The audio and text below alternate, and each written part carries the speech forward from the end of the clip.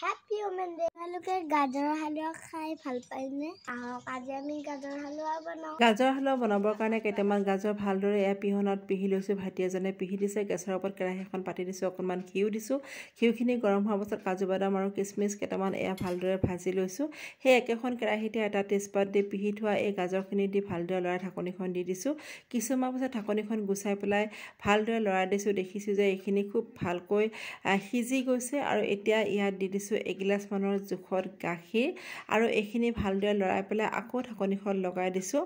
আৰু প্ৰায় ৩-৫ ছেকেণ্ডমান পাছত আকৌ ভালদৰে লৰাই পেলাই দেখিছোঁ যে কালাৰটো খুব ধুনীয়া হৈছে গাখীৰ আৰু গাজৰৰ ধুনীয়া কালাৰ এটা উঠিছে মাজতে দি দিলোঁ ভাজি থোৱা কাজু আৰু কিচমিচখিনি আকৌ ভালদৰে লৰাই পেলাই ইয়াতে দি দিলোঁ ৫ চামুচমান জোখত